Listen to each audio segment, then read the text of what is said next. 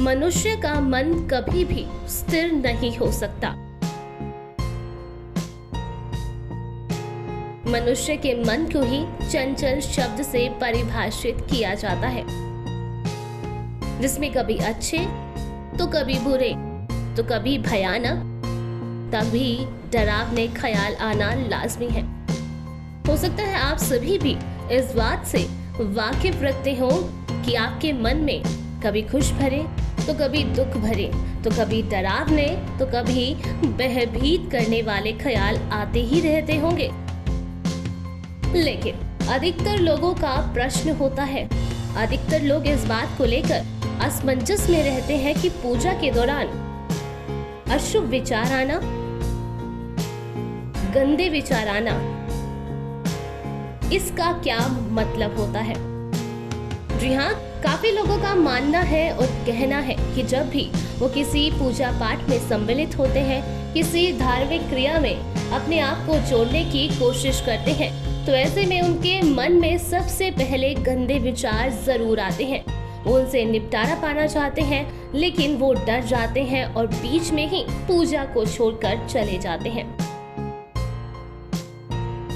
तो क्या है इसके पीछे का पौराणिक महत्व और पूजा के दौरान गंदे विचार आना शुभ है या अशुभ, इस बात को विस्तार से आप सभी के सामने समझाने वाले हैं। तो स्वागत है मित्रों एक बार फिर से आप सभी का हमारे चैनल डिवाइन डेविल में, जहां बात करेंगे पूजा के दौरान अशुभ विचार आना, गंदे विचार आना बिल्कुल भी अशुभ नहीं है।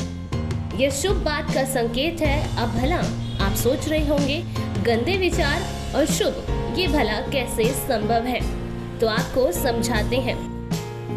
गरुड़ पुराण कहता है कि कोई भी मनुष्य ईश्वर जितना पाक नहीं हो सकता, उसका मन ईश्वर जितना पवित्र नहीं हो सकता, सच्चा नहीं हो सकता। हर व्यक्ति के मन में कोई ना कोई ईर्ष्या का भाव, जलन का भाव, नकारात्मक विचार और सकारात्मक विचार सभी कुछ कुछ मात्रा में पाए जाते हैं। ऐसे में हम मनुष्य जब भी अपने वास्तविक मन को छोड़कर अध्यात्म की तरफ जाते हैं, ईश्वर की शरण में जाते हैं, तो सबसे पहले हमारे शरीर के वही नेगेटिव और नकारात्मक भाव हावी हो जाते हैं, वो प्रभावशाली हो जाते हैं और हमारे मस्तिष्क पर बहुत ज्यादा जोर पड़ता है। ऐसे में हमारे मन में सबसे पहले गंदे और नकारात्मक विचार आते हैं।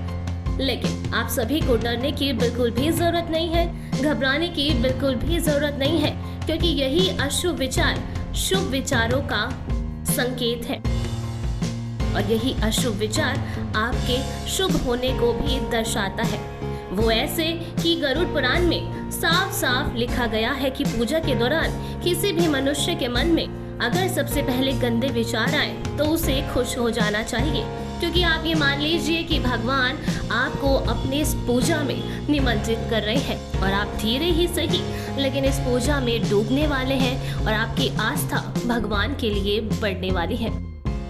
जैसे जैसे आप भगवान के प्रति आस्था दिखाते जाएंगे और पूजा में सच्चे मन से बैठे रहेंगे, तो यकीन मानिए कि नकारात्मक विचार चले जाएंगे और आप अपने आसपास का ऑरा काफी ज्यादा सकारात्मक महसूस करेंगे।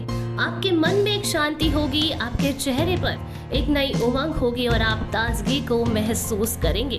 तो इसी हिसाब से गरुड़ पुराण कहता है कि पूजा के दौरान गंदे विचार आना कहीं ना कहीं शुभ बात का संकेत देता है।